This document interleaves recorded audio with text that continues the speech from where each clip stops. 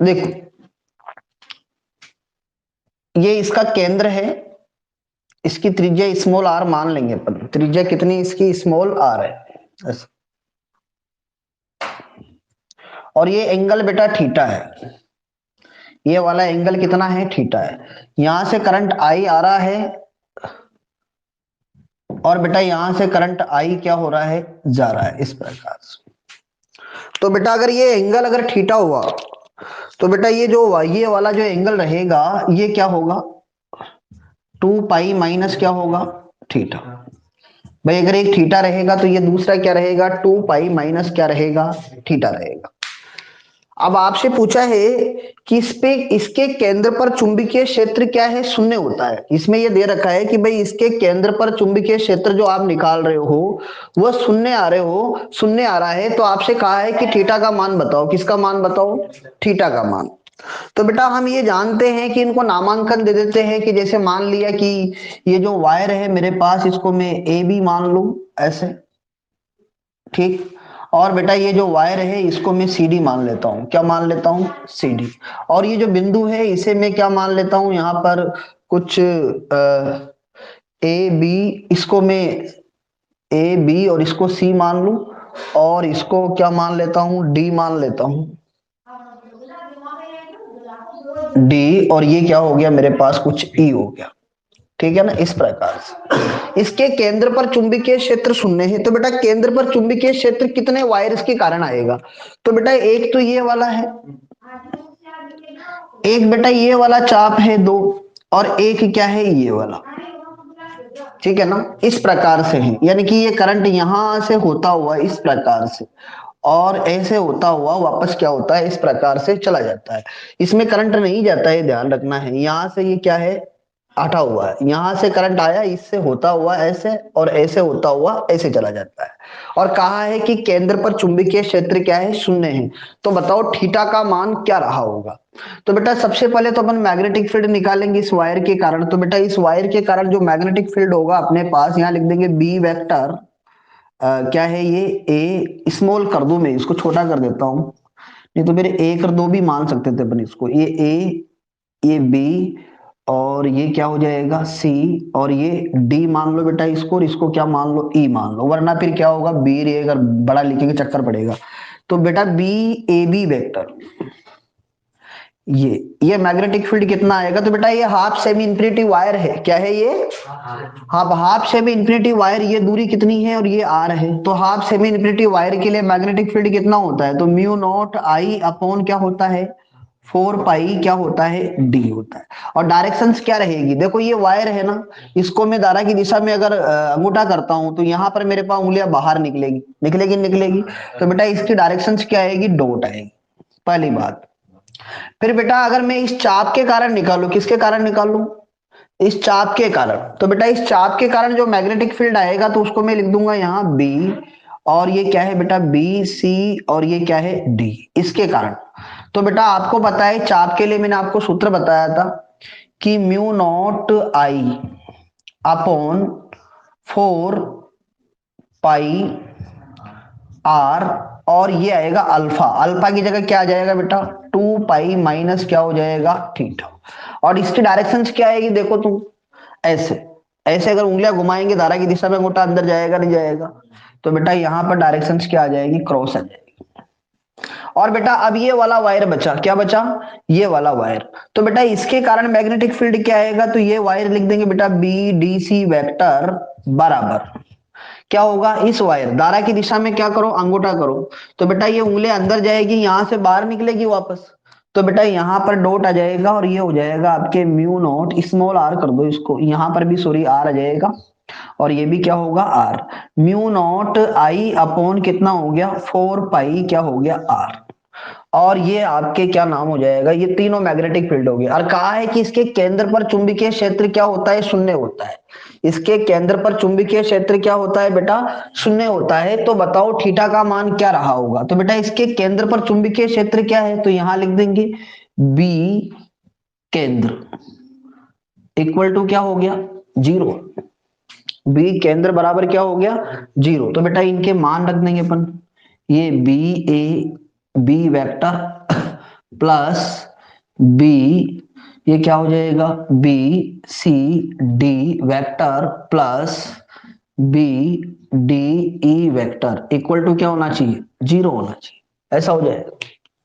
तीनों के कारण केंद्र पे सोल्व करेंगे बेटा इसको, तो ये कितना है, mu naught I upon 4 pi R, और इसकी डायरेक्शन क्या है, डॉट। फिर बेटा यहां पर mu naught I upon 4 pi R, और ये हो गया 2 पाई माइनस क्या हो गया, थीटा, और डायरेक्शन क्या है, क्रॉस। और बेटा ये दूसरा क्या हो जाएगा आपके, म्यू नॉट आई अपॉन क्या हो गया, 4 पाई आर, और डायरेक्शन क्या है, डॉट, इक्वल टू क्या हो गया, 0। तो बेटा जिनकी डायरेक्शन से एक ही दिशा में आ रही है उनको अपन ऐड कर देंगे, जिनकी डायरेक्शन से एक ही दिशा में आ रही है उनको क्या कर देंगे, ऐड कर देंगे। तो बेटा कौन कौन ऐड होगा, ये दोनों एक ही दिशा में है और ये अलग दिशा में है। तो या तो फिर क्या कर दो, इन दोनों को पॉजिटिव मान लो तो इसको नेगेटिव मान लो, डायरेक्शन की बीमारी हटा दो। इन दोनों को क्या मान लो और इसको क्या मान लो, नेगेटिव मान लो। तो बेटा यहां पर अपने ऐसे भी कर सकते हैं, तो ये हो जाएगा आपके, इन दोनों को जोड़ेंगे तो ये क्या आ जाएगा, म्यू नॉट आई अपॉन, जोड़ना है दोनों को तो बेटा ये आ जाएगा आपके 2 पाई आर। इसको मैं पॉजिटिव मान लूं तो दूसरे वाले को क्या मान सकता हूं, नेगेटिव मान सकता हूं। यहां लिख दूंगा म्यू नॉट आई अपॉन क्या हो गया, 4 पाई आर इक्वल टू क्या हो गया, 0। ठीक है ना, मैंने क्या किया देखो समझना ध्यान से, यहां पर ये दोनों क्या है मेरे पास एक ही दिशा में, दोनों को जोड़ दिया, और इसको पॉजिटिव मान रहा हूं तो इसको नेगेटिव मानू, या इसको पॉजिटिव मानूंगा तो फिर इसको क्या मानूंगा, नेगेटिव मानूंगा। तो मेरे हिसाब से जो आपके सामने वाली जो डायरेक्शन से जो बोर्ड के तल के लंबवत बाहर होती है वो प्लस जेड अक्स माना जाता है, तो जनरली उसको क्या मान सकते हैं, पॉजिटिव मान सकते हो, तो अंदर वाले को क्या मान लेंगे, नेगेटिव मान लेंगे। तो बेटा यहाँ पर आपके पास ये हो जाएगा, सोल्व करेंगे तो इसको, अच्छा सॉरी इसमें क्या आएगा बेटा आपके 2 पाई माइनस क्या होगा, थीटा इक्वल टू क्या हो गया, 0। तो बेटा यहां से mu naught I upon 2 pi R बराबर हो जाएगा mu naught I upon 4 pi R, और ये हो गया बेटा 2 पाई माइनस थीटा। तुम देखोगे कि यहां से ये 2 बार कट जाएगा और ये इससे खत्म हो जाएगा, तो बेटा ये आ जाएगा 2 पाई माइनस थीटा। तो बेटा यहां से अपने को क्या चाहिए, थीटा चाहिए, तो थीटा बराबर क्या हो जाएगा, इसको इधर ले लिया तो 2 पाई माइनस 2, अर्थात 2 pi minus 1 radian is answer. बहुत बढ़िया क्वेश्चन से आपसे पूछा जा सकता है बोर्ड एग्जाम में। क्लियर है, बोलो यस और नो, आएगा नहीं आएगा, आ जाएगा।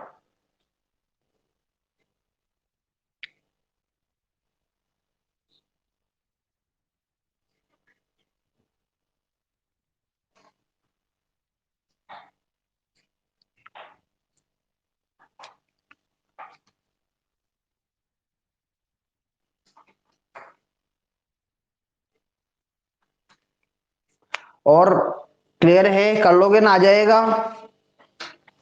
तो नेक्स्ट टॉपिक पढ़ते हैं फिर अपन, बहुत बढ़िया टॉपिक है इसके बाद वाला। एक ये कुंडली वाला भी है, 2 कुंडलियां ऐसे हैं, तो इसको भी मैं थोड़ा समझा देता हूं तुम लोगों को। और तो बाकी तुम कर लेना, पीडीएफ के क्वेश्चन तो कर ही लेना, कम से भी कम मैंने भी डाले कुछ क्वेश्चन, उनको भी देखना, ठीक है ना। क्योंकि इसके बाद वाला जो टॉपिक है वो बहुत ही लंबा है और बहुत ही बेस्ट भी है, और इस चैप्टर का एक तरह से सेकंड स्टेप है, यानी कि फर्स्ट स्टेप तो और आगे है, वो थोड़ा टफ पड़ेगा, लेकिन सेकंड स्टेप है, उसको पार करने के बाद में फिर आपके बायो साउट का नियम तो खत्म ही हो जाएगा, फिर तो थोड़ा सा एक टफ डेरिवेशन आएगा आपके। वह देखो,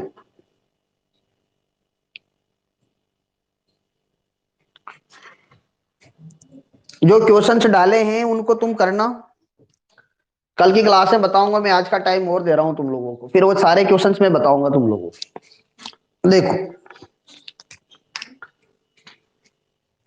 क्या सोच रहा था मैं, हाँ बेटा इस प्रकार से, ये भी एक बढ़िया क्वेश्चन था। ये 2 कुंडलियां है इस प्रकार से,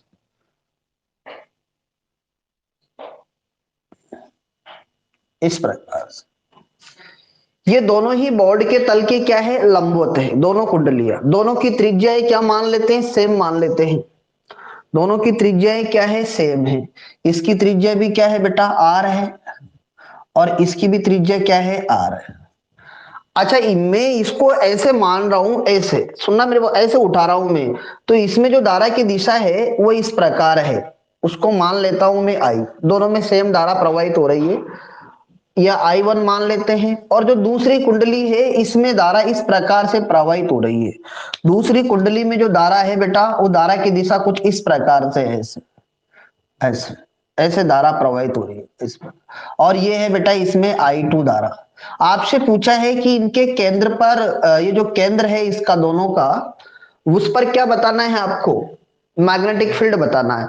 मतलब ये सोचो कि एक दो ऐसी चूड़ियां ले लेना बराबर साइज की, और एक के अंदर एक फंसा देना, एक को खड़ी रखना और एक को आड़ी रख देना, संरचना बन जाएगी तुम्हारे, वैसे के वैसे फील करना है। अब इस वाली में तो ऐसे धारा आ रही है इस प्रकार से, और इस वाली में ऐसे धारा जा रही है ऐसे, ये क्या है बेटा, दक्षिणावर्त, और इसमें धारा इस प्रकार आ रही है। सुनना ध्यान से, ये थोड़ा फील करना पड़ेगा बेटा, 3D के प्रोग्राम है, ठीक है ना। और 3D में दिक्कत आती है बच्चों को। यूं सोचो कि इस चूड़ी को अगर मैं पकड़ के ऐसा खड़ा कर दूं तो इसकी धारा मेरी ओर इस प्रकार से आ रही है, ऐसे, ठीक है ना। और ये जो दूसरी वाली है बेटा, इसमें धारा ऐसे जा रही है, ऐसे, ठीक है ना, और इसमें धारा ऐसे आ रही है इस प्रकार से। तो बेटा एक बात बताते हैं कि वर्ताकार अगर धारावाही लूप है तो धारा की दिशा में क्या करते हैं, घूमने की धारा की दिशा में उंगलियां करते, तो अंगूठा किसको बताता है, मैग्नेटिक फील्ड को। तो बेटा यहाँ पर ये धारा ऐसे आ रही है, तो मैं यूं कहूंगा कि इसमें इसकी धारा की दिशा में उंगलियां ऐसे घुमाओ तो ये क्या आएगा, आपके चुंबकीय क्षेत्र आएगा। और इस डायरेक्शन को अपन क्या कहेंगे, प्लस आई केप कर देंगे, क्या कर देंगे, प्लस आई केप। यानी कि यहाँ पर अगर मैं यूं कह दूं कि बेटा ये इस डायरेक्शन में आएगा, एक्स में मैग्नेटिक फील्ड V1, ठीक है ना, ऐसे। और बेटा इसके कारण जो मैग्नेटिक फील्ड आएगा वो आपको ऐसे धारा जा रही है इसमें, तो इसका मतलब धारा की दिशा में तो ऊपर आएगा, तो वो कौन से में आएगा बेटा, वाई में। किस में आएगा, वाई, वाई एक्स। और इसको क्या मान लेंगे बेटा, ये मैग्नेटिक फील्ड जो है अपने पास ये है B2। अब दोनों एक दूसरे के क्या है, परपेंडिकुलर है, तो इनका नेट भी निकाल सकते हैं अपन। तो इन दोनों का जो नेट आएगा आपके पास वह कुछ ऐसे आएगा, परिणामी चुंबकीय क्षेत्र इस प्रकार से, और उसको क्या मान लेंगे बेटा, बी वेक्टर। तो मैं अगर आपसे कहूं कि बी का परिमाण बताओ, तो बी का परिमाण क्या हो जाएगा, B1 square plus B2 square. अब तुम यहां से B1 और B2 निकालो पहले, तो यहां लिख देंगे बेटा B1 वेक्टर बराबर क्या हो जाएगा, mu not I upon 2R, वर्ताकार लूप है ना, और डायरेक्शंस क्या हो गई, प्लस आई के। और B2 क्या हो जाएगा, म्यू नॉट I1 मान लो इसको, ठीक है ना, म्यू नॉट I2 अपॉन कितना हो गया, 2R, और डायरेक्शंस क्या हो गई, प्लस जे के वाई एक्स में, ठीक है ना। तो दोनों का नेट निकाल लोगे, आएगा नहीं आएगा बोलो, है सवार नो, कर लोगे, आसान है ना।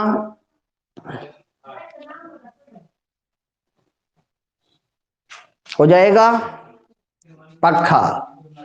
अब आओ, अब रेडी हो जाओ तुम, अब है ना, बहुत ही बढ़िया टॉपिक करेंगे इस चैप्टर का, जिसमें अपन समझाने में भी तुम्हारे पूरा प्राण लगा देंगे, और तुम लोगों को भी कोशिश करनी है समझने की, फीलिंग होना चाहिए, फीलिंग आएगी जब जाके समझोगे तुम इसमें। ये सोच लो कि इमेजिन करते जाना और आगे बढ़ते जाना। सबसे पहला तो इसका चित्र फॉर्मेशन।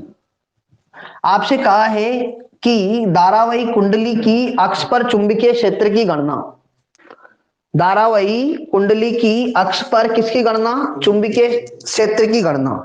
तो बेटा एक धारावाही कुंडली है जो वाई जेड तल में रखी हुई है, किसमें रखी हुई है, वाई जेड तल में। चित्र को समझना है, देखो चित्र में यहां थोड़ा बड़ा बनाऊंगा इस प्रकार से, एक धारावाही, इसको तुम जब भी ये बनाए ना तो इसको समझना है कि ये जो लूप है ना ये बोर्ड के तल के लंबवत है, ये तो समझ में आ रहा होगा तुम्हारे। और अगर मैं ऐसे बनाऊं तो ये क्या करना कि ये बोर्ड के तल में है, दोनों में फर्क है, ये बोर्ड के तल के क्या है, लंबवत है, ठीक है ना। और बेटा ये इसका क्या है, केंद्र मान लेता हूं मैं, और ये वाई जेड तल में रखा हुआ है। किस में रखा हुआ है? वाई जेड तल में। तो मैं यहां पर अक्षेज बना देता हूं पहले।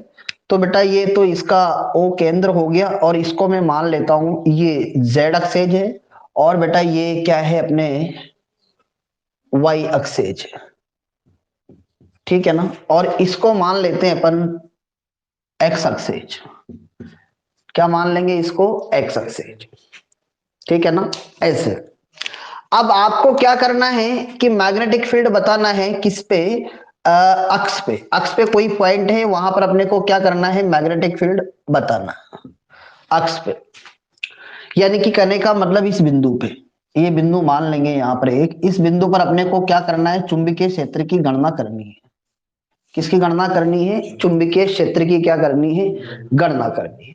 अब सबसे पहली बात तो तुम ये समझो इसमें कि ये जो लूप है ना, इसमें इस प्रकार से धारा प्रवाहित हो रही है ऐसे। तो यानी कि मैं बता देता हूं कि इसमें जो धारा है ना, वह उसके लिए भाई धारा कहां से भेजेंगे? तो रास्ता बनाएंगे ऐसे। तो यहां से मान लेते हैं आई धारा जा रही है। क्या जा रही है बेटा? यहां से। और ये आई धारा कुछ इस प्रकार से जा रही हो ऐसे, ऐसे ये डायरेक्शन होगी कुछ इस प्रकार से, ऐसे धारा जा रही हो ऐसे।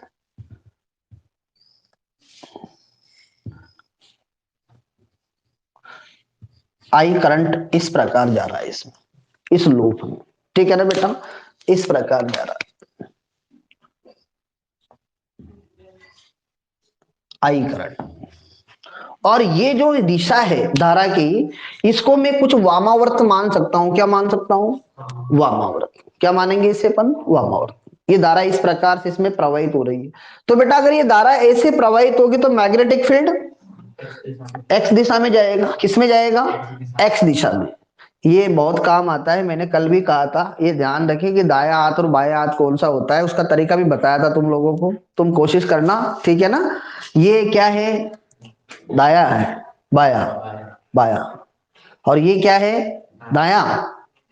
कौन सा है ये? उल्टा कैसे बता रहे हो तुम लोग?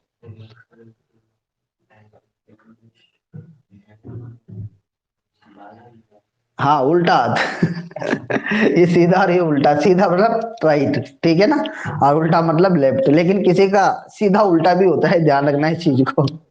वहां कंफ्यूजन होता है। अगर कोई बाएं हाथ से वर्क कर रहा है तो उसको ये ध्यान रखना है मैग्नेटिक में कि दाया ज्यादा काम आता है, बाया कम काम आता है, ठीक है ना बेटा। अब आपको क्या करना है? इस लूप के कारण यहां पर चुंबकीय क्षेत्र बताना है। तो मैं यूं कह देता हूं कि यहां पर इस जगह पे, इस पॉइंट की जो यहां से डिस्टेंस है बेटा, वह कितनी है अपने पास? एक्स है। कितनी डिस्टेंस है? एक्स दूरी पे। कितनी दूरी पर? एक्स दूरी पर मैग्नेटिक फील्ड बताना है। और ये मान लेते हैं बेटा कि इसकी जो रेडियस है, त्रिज्या है, वो कितनी है? आर है। कितनी इसकी त्रिज्या? आर है, ठीक है ना। अब इसके बाद में अपन क्या करेंगे? इसे बहुत सारे छोटे छोटे अल्पांशों से मिलकर बना हुआ मानेंगे। किसको? इस धारावाही लूप को। ये जो धारावाही लूप है ना, ये रास्ता में थोड़ा अलग जगह बनाता हूं। यहां से पैक कर देते हैं इसको, थोड़ा इधर बना देते हैं। ये साइड अपने काम नहीं आएगी, इसलिए यहां बना देंगे। यहां से ऐसे करंट जा रहा है और यहां से आ रहा है ऐसे, ठीक है। अब बेटा मैं यहां पर क्या करता हूं कि इस पर एलिमेंट ले लेता हूं। क्या ले लेता हूं? एलिमेंट। एलिमेंट का मतलब धारावाही अल्पांश। क्या ले लेंगे बेटा? एलिमेंट ले लेंगे, धारावाही अल्पांश लेंगे इस पे। चेक कर लेता हूं मैं पॉइंट क्या मान रखे तुम्हारी पीडीएफ में, ताकि उसी प्रकार से लूं, नहीं तो फिर मैं अलग ले लूं तुम्हारे अलग हो जाए।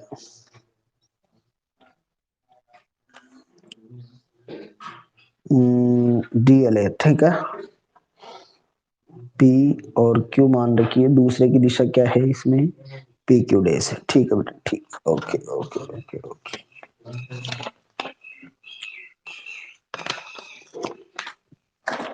देखो, तो बेटा मैं यहां पर एक एलिमेंट लेता हूं इस जगह पे, और वो जो एलिमेंट है वो कुछ इस प्रकार का, ऐसा एलिमेंट बना लेते हैं यहां पर ऐसा।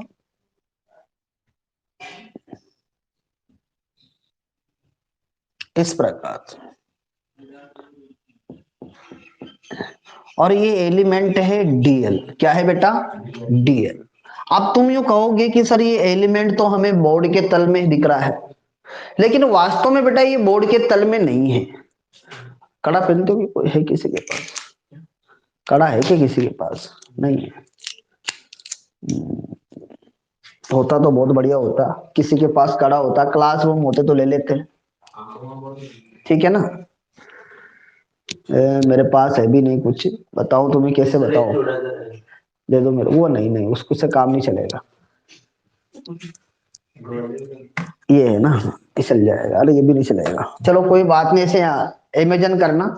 तो बेटा ये जो एलिमेंट है ना, ये वाला एलिमेंट, इसको मैं एलिमेंट मान रहा हूं, और इस एलिमेंट का नाम क्या दूं? नाम तो दे नहीं रखा इन्होंने, ए भी मान लेते, परिधिब्रेक धारावाही अल्पांश, इसकी परिधिब्रेक ए बी धारावाही अल्पांश लेते हैं, सब में वैसे ले लेते हैं।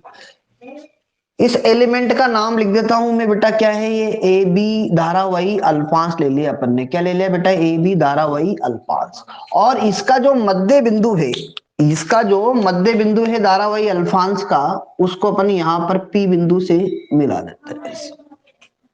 ठीक,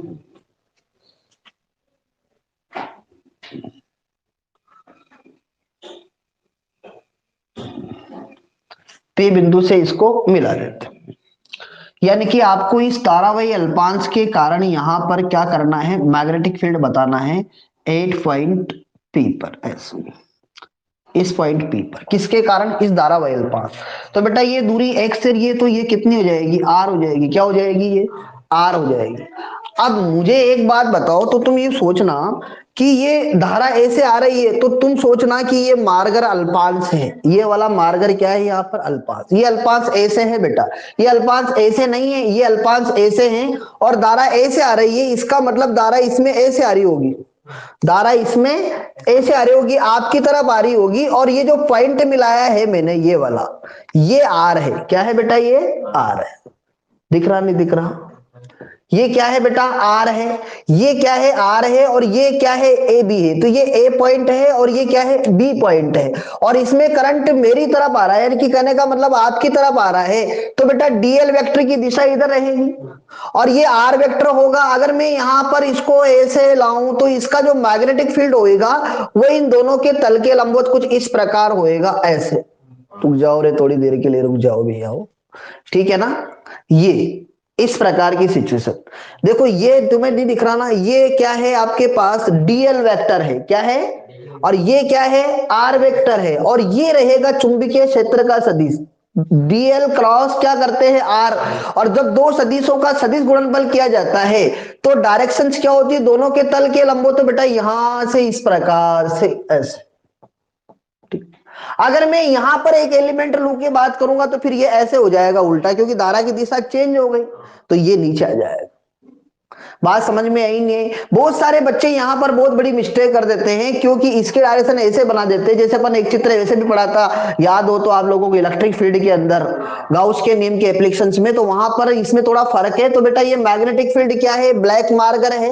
ये ब्लू मार्कर क्या है? एलिमेंट है। और ये जो धुंधला सा मार्कर है पुराना वाला, ये है आर वेक्टर। क्या है बेटा? ये आर वेक्टर। तो बेटा यहां पर मैं ऐसे कर देता हूं आपसे कि जो मैग्नेटिक फील्ड रहेगा, क्या रहेगा? मैग्नेटिक फील्ड की जो डायरेक्शन रहेगी, यहां पर मैं पहले ऐसे लाइन बना देता हूं एक इस प्रकार से, और जो मैग्नेटिक फील्ड रहेगा वो जस्ट इसके परपेंडिकुलर कुछ इस प्रकार रहेगा, और उसको मैं कर दूंगा यहां db1 वेक्टर। क्या रहेगा बेटा? db1। और इसको मैं मान लेता हूं q। आई थिंक क्लियर हुआ या नहीं हुआ? देखो, नहीं हुआ, नहीं हुआ, हाँ मुझे पता है नहीं हुआ, हो गया, नहीं हुआ, नहीं हुआ, नहीं हुआ। चलो ठीक है, एक बार और समझाते हैं। देखो बेटा ये लूप ऐसे माना मैंने, ऐसे लूप माना, मैं एलिमेंट इस पे ले रहा हूं, तो मैंने सो तो इसको ऐसे कर रखा है, लेकिन एलिमेंट तो मेरे पास इस प्रकार से, करंट की डायरेक्शन ऐसे है, ऐसे करंट आ रहा है इसमें। देखो इधर से समझाता हूं, ऐसे ये करंट है ना, वो ऐसे आ रहा है इसमें, इस प्रकार से ऐसे करंट आ रहा है इस लूप में, ठीक है ना, ये करंट की डायरेक्शन है। तो मेरे पास ये एलिमेंट रहेगा, ये एलिमेंट तुम्हें ऐसे बता रखा है, वास्तव में ऐसे है ये। तो इस एलिमेंट में धारा इधर से आ रही होगी तो बेटा ये तो डीएल हो गया। क्या हो गया बेटा, ये एलिमेंट डीएल का काम करा और इसकी दिशा भी आपकी तरफ हो गई, तो बेटा ये जो बीच वाली ज्वाइनिंग रहेगी ये क्या रहेगी, आर वेक्टर रहेगा।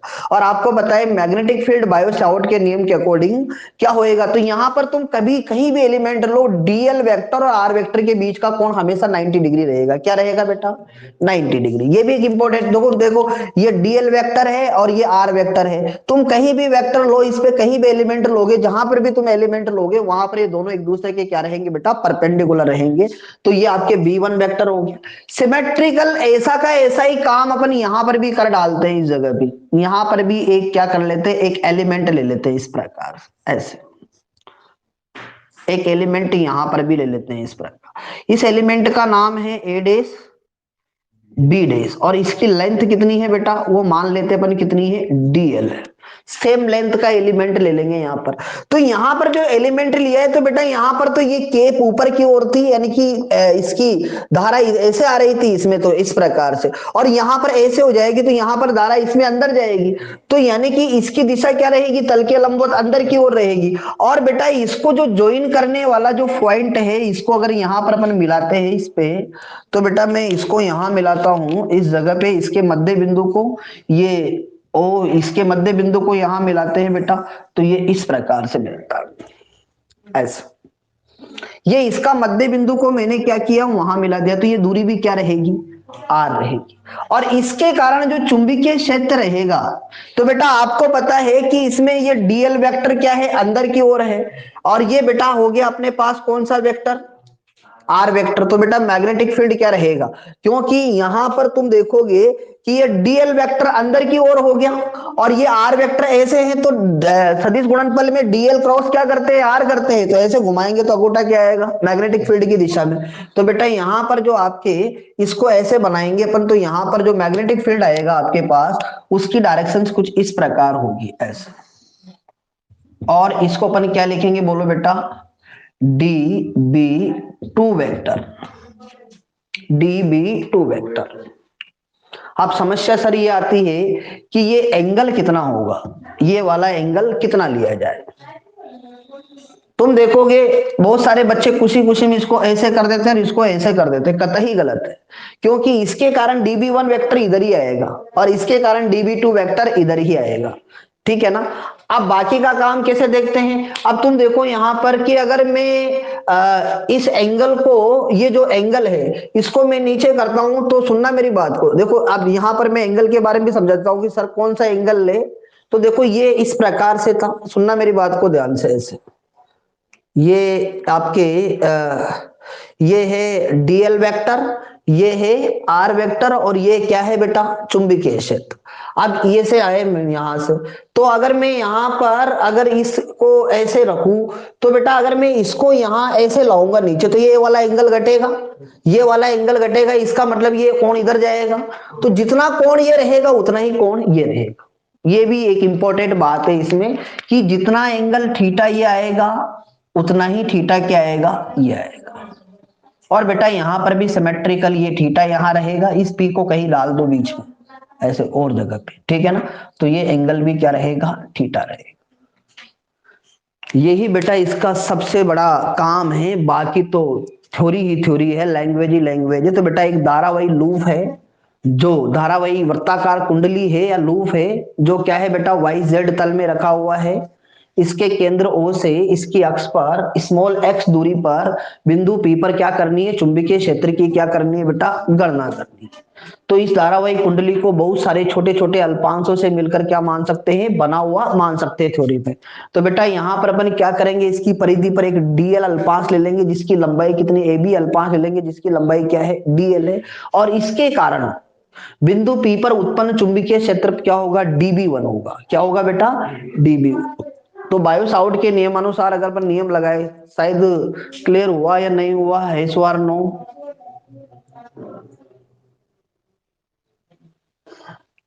अब थोड़ी सी कोशिश तुम्हें भी तो करनी है, सारी मैं ही कर दूंगा क्या, पर एंगल इक्वल कैसे, हाँ हाँ बिल्कुल सही बात है, एंगल इक्वल कैसे। अरे इधर देखो सालो, तुम लोग कैसे बच्चे हो यार, जब समझ में नहीं आता मेरे।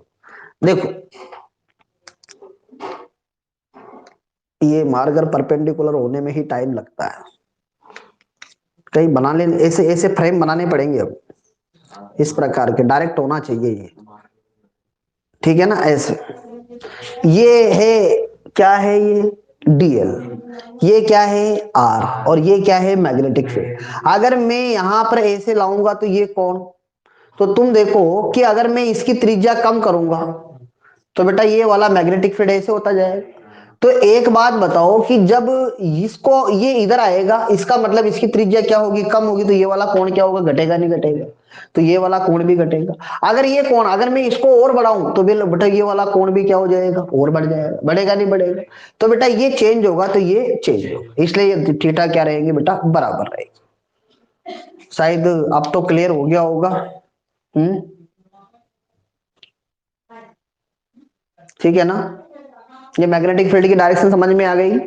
देखो डीएल वेक्टर आपकी तरफ है, ठीक है ना, आर वेक्टर कुछ ऐसा है, ये तो है बेटा डीएल वेक्टर, फिर भी समझा रहा हूं एक बार और, इस लूप में धारा ऐसे प्रवाहित हो रही है तो इस अल्पांश में धारा ऐसे आ रही है, इस अल्पांश में धारा कुछ ऐसे आ रही है। देखो एक बार और समझ लो इसको, कि ये आपके पास क्या है, डीएल वेक्टर, इसको डीएल मानो तुम, इस खड़े मार्कर को डीएल, तो इसमें धारा ऐसे आ रही है, और बेटा यहां पर ये हो गया आपके, क्या हो गया, आर वेक्टर, तो यहां पर ये डीएल है, ये आर है, तो बेटा इन दोनों का क्रॉस प्रोडक्ट में मैग्नेटिक फील्ड क्या रहेगा, इनके तल के लंबवत रहेगा, इसलिए बेटा यहां पर ये वाली डायरेक्शन आती है। बात समझ में आई नहीं, हमेशा 3D में सोचना पड़ेगा इसके लिए, जब जाके काम चलेगा। बायोस आउट का नियम लगा देते हैं। और बेटा एक चीज और ध्यान रखे इसमें, कि कहीं भी तुम एलिमेंट लो, एक एलिमेंट फिर अपन ने और लिया था, कहीं भी एलिमेंट लो, डीएल वेक्टर और आर वेक्टर परपेंडिकुलर रहेंगे, क्या रहेंगे बेटा, और ये आर चेंज नहीं होगा, आर प्रत्येक के लिए बराबर रहेगा, एक्स भी चेंज नहीं होगा, एक्स भी चेंज नहीं होगा, और आर भी क्या रहेगा, फिक्स रहेगा। देखो यहां लिखेंगे बायो साउट के नियम से, क्या लिखेंगे बेटा, बायो सावर्ट के नियम से। तो बायो साउट का नियम क्या है भाई, डीबी बराबर mu naught I D L sine theta upon क्या हो गया, यहां पर तो इसको अपन यहां पर इस फॉर्मेट में नहीं लगा के वेक्टर फॉर्मेट में लगा देते हैं, म्यू नॉट और इसको डे एल क्रॉस क्या कर दो, आर कर दो, और नीचे क्या हो जाएगा, 4 पाई आर क्यूब, ऐसा कर दे।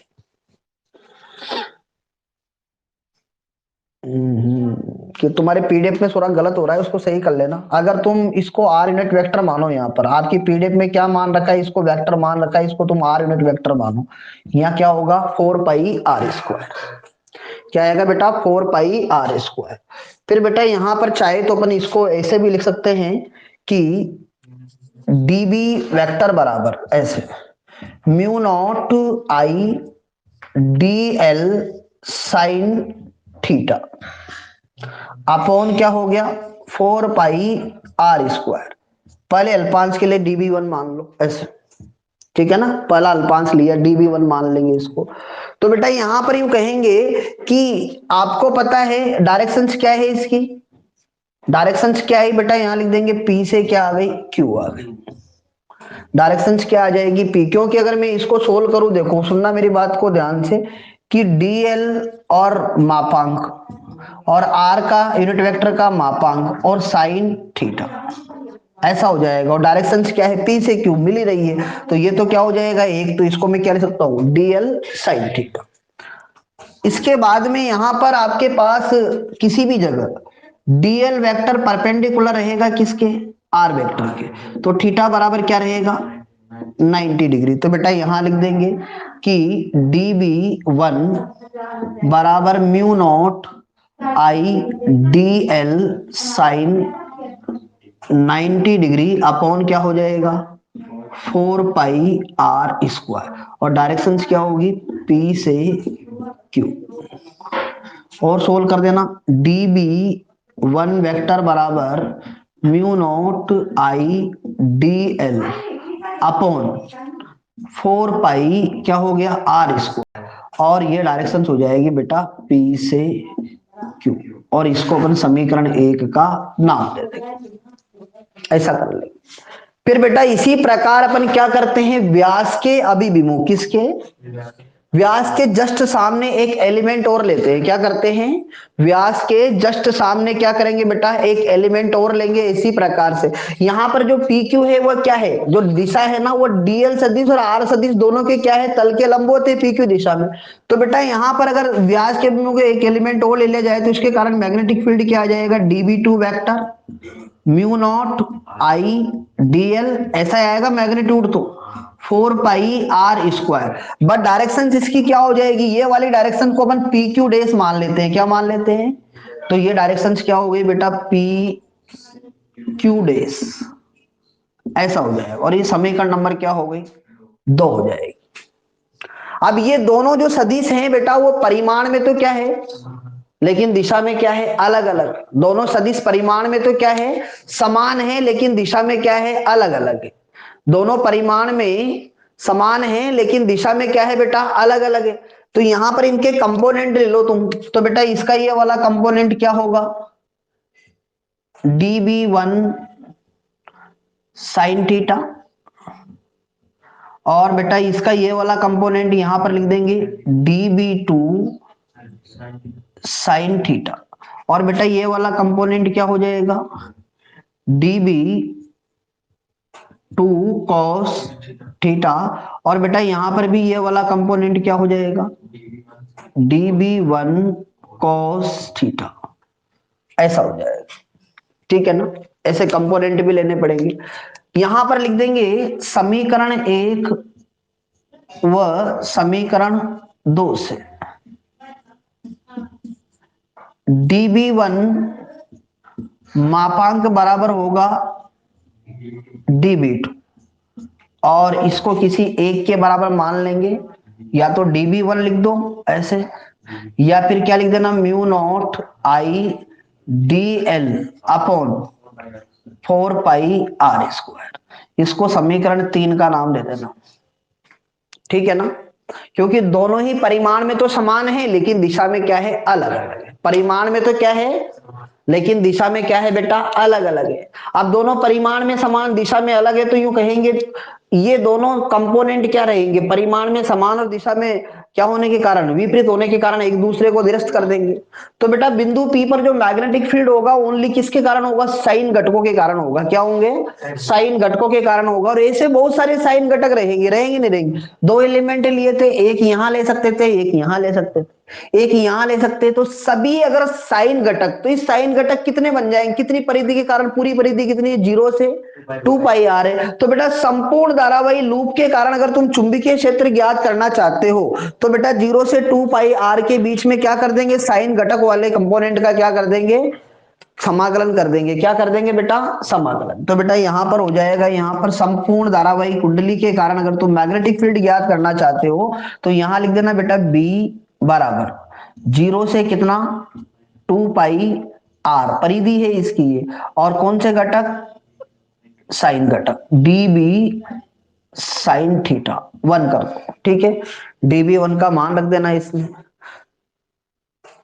तो बेटा यहां पर अब मैं इसको मिटा देता हूं। डेरिवेशंस में तो कोई दिक्कत नहीं आना चाहिए भाई। भाई चित्र तो आप लोगों को याद करना ही करना है। वो इसमें बहुत सारी बच्चे यही गलती करते हैं, ज्यादातर 90% बच्चों की कॉपी में गलती आती है कि इस लाइन को सीधा कर देते हैं। ये कतई गलत है। ये कोण और ये कोण बराबर नहीं होगा, ये वाला कोण और ये वाला कोण बराबर रहेगा इसमें। ये ध्यान रखना, ये दोनों क्वेश्चन एक जैसे हैं। एक क्वेश्चन अपन ने ऐसा कैसा है, किसमें पढ़ा था, गाउस के नियम में भी पढ़ा था, और यहाँ पे अपन वहां पर अपन क्या कर रहे थे, धारावाही लूप की अक्ष पर विद्युत क्षेत्र की गणना कर रहे थे। तो आपको पता है कि उसमें क्या होता है, वो 2D में होता है, किसमें होता है वो, और ये क्या होता है बेटा 3D में होता है। इसलिए यहाँ पर इस प्रकार आएगा। तो जब भी तुम इसको मिलाओ तो तुम्हें ये ध्यान रखना है, इसको बेंड करना है यहाँ से। ये ऐसे चित्र बनाओ तो चित्र में तुम्हें ये ध्यान रखना है कि ये लाइन खींच दो ऐसे मिलाने वाले, फिर इस पे एक लंब बना दो ऐसे। ठीक है ना, इसी प्रकार ये लाइन खींच दो और इस पर एक लंब बना दो। ये काम करना है तुम लोगों को, तो आपके एंगल ऑटोमेटिक बैठ जाएंगे। प्रैक्टिस करोगे तो चित्र बनने लग जाएगा, क्योंकि 1 नंबर का चित्र होता है इस क्वेश्चन में। बायो सावर्ट के नियम से अपन ने पहले वाले कारण निकाल लिया, दूसरे अल्पांश के कारण निकाल लिया, दोनों के मैग्नीट्यूड सेम है। तो यहाँ पर अपन लैंग्वेज में लिख देंगे, क्योंकि यहाँ पर db1 साइन थीटा और जो दोनों कौन से घटक है, अक्ष के जो लंबवत घटक हैं, कोस घटक है वो परिमाण में समान दिशा में विपरीत होने के कारण एक दूसरे को निरस्त कर देंगे। साइन घटक एक ही दिशा में होने के कारण बेटा आपस में क्या हो जाएंगे, जुड़ जाएंगे, ठीक है ना। अतः इस प्रकार अगर अपन इस कुंडली की परिधि पर युग्मो अल्पांश ले तो बहुत सारे युग्म अल्पांश बनेंगे। तो संपूर्ण धारावाहिक के कारण अगर अपन मैग्नेटिक फील्ड निकालना चाहे तो बेटा मैग्नेटिक फील्ड कितना आ जाएगा, तो यहां से इसको हटा देते हैं इस प्रकार से, यहां पर कैलकुलेशंस करते हैं इसकी। देखो ये हो जाएगा आपके बी, इसमें मान रख देंगे समीकरण 3 से 0 2 पाई r, dv1 का मान क्या है mu naught I D L और 4 पाई r स्क्वायर, और ये हो गया साइन थीटा। तुम ये ध्यान रखना इसमें ये जो एंगल है ना ये चेंज नहीं होता है, ये कांस्टेंट एंगल होता है। कोई सा भी कंपोनेंट है, कोई सा भी तुम एलिमेंट लो, सभी के लिए थीटा क्या रहेगा, सेम रहेगा। ये थीटा तब चेंज होगा जब पी बिंदु आगे जाएगा, ठीक है ना। तो ये फिक्स रहेगा इसमें। तो इसमें से कांस्टेंट को बाहर निकाल लेंगे तो बेटा कांस्टेंट क्या है, इसमें म्यू नॉट है, आई है और साइन थीटा है, ये कांस्टेंट है, इनको बाहर निकाल दो। अच्छा आर भी चेंज नहीं होगा, आर भी कांस्टेंट रहेगा इसमें। 4 पाई क्या हो जाएगा आर स्क्वायर, और इसके अंदर ओनली क्या बचा 0 2 पाई r, और ये क्या हो गया dl। सोल्व करेंगे बेटा तो ये हो जाएगा म्यू नॉट आई साइन थीटा अपॉन क्या हो जाएगा ये 4 पाई r स्क्वायर, और ये हो गया बेटा b। और यहां पर इस dl की जगह समाकलन करोगे तुम तो इसका क्या आ जाएगा 2 पाई r आ जाएगा, क्या आ जाएगा। और इसको अगर और सोल्व करते हैं तो बेटा ये हो जाता है b बराबर म्यू नॉट आई, अच्छा ये 2 पाई से ये कट जाएगा 2 बार, ठीक है ना। तो ये क्या हो जाएगा म्यू नॉट आई r साइन थीटा अपॉन क्या हो जाएगा 2r स्क्वायर, क्या हो जाएगा 2r स्क्वायर। अब बेटा यहाँ पर r ये x के टर्म्स में मान ज्ञात करना है, तो इसमें एक ट्राइंगल ले लो तुम, क्या कर लो एक ट्राइंगल। तो ट्राइंगल कौन सा ले लेंगे भाई, एक ट्राइंगल ले लेते हैं इसमें कि समकोण त्रिभुज क्या हो जाएगा क्या मान लो इसको ले लो तुम, एक कोई सा भी ट्राइंगल ले लो, एक समकोण त्रिभुज इसमें, और समकोण त्रिभुज से मान निकाल लेना इनका। COP ले लो या कुछ भी ले लो भाई, ये जो कंपोनेंट लिया था ना इसका मध्य बिंदु तुम C मान लेना, यहाँ क्या मान लेना C। तो इसका क्या आएगा फिर C डैश हो जाएगा, ठीक है ना। तो ये क्या है COP क्या हो जाएगा, यहाँ लिख देंगे COP में क्या निकालना है, एक तो साइन थीटा निकालना है, एक स्मॉल r निकालना है। तो स्मॉल r तो किससे निकल जाएगा, पाइथागोरस प्रमेय लगा दो, क्योंकि r का स्क्वायर प्लस एक्स स्क्वायर बराबर क्या है आर स्क्वायर। तो बेटा आर स्क्वायर कितना आ जाएगा आपके पास यहाँ पर आर स्क्वायर प्लस क्या हो गया एक्स स्क्वायर। अगर r चाहिए तो क्या कर देना अंडर रूट कर देना, क्या हो जाएगा बोलो आर स्क्वायर प्लस क्या हो गया एक्स स्क्वायर, ठीक है ना। साइन थीटा का मान भी चाहिए तो साइन थीटा का मान कितना हो जाएगा भाई बताओ, ये थीटा है तो इसके परपेंडिकुलर क्या है आर, और बटे क्या हो जाएगा स्मॉल आर कितना है बोलो यहाँ पर आर स्क्वायर बटे प्लस क्या है एक्स स्क्वायर, ये मान इसमें रख देना। बाकी तुम्हें आ जाना चाहिए मेरे हिसाब से, इतनी ही कैलकुलेशन है। अगर इसमें फेरों की संख्या अगर कैपिटल एन हो, क्या हो बेटा कैपिटल एन, तो तू एन से गुणा कर देना इनको। आएगा नहीं आएगा एस वार नो बोलो, आ जाएगा ना। फिर भी बेटा देखना अगर नहीं आए कोई दिक्कत आती है तो मेरे से पूछ लेना, मैं दोबारा समझा दूंगा तुम लोगों को। इससे आगे मैं नहीं पढ़ाऊंगा तुम लोगों को, बस इतना ही है, ठीक है ना। आज के लिए ज्यादा हो जाएगा नहीं तो मैटर, क्योंकि इसको समझना है तुम लोगों को बढ़िया। इसके डिस्कशन वाले पॉइंट है स्पेशल कंडीशंस वाले, तुम चाहो तो कोशिश कर लेना, नहीं होगा तो फिर अपन कल इसके सेम टॉपिक है अपने 2 3 वो एक साथ ही पढ़ेंगे। फिर इसमें एक तो है अपने क्या नाम है ये नति परिवर्तन बिंदु और एक हेल्महोल्ट्ज कुंडली है, इनको पढ़ना है नेक्स्ट क्लास के लिए। लो ये लो, टाइम कितना होता है 41 हुए क्या भी। और पढ़ाई क्या कब खूब है बोलो, नहीं नहीं ठीक है चलो खूब है तो फिर रहने दो।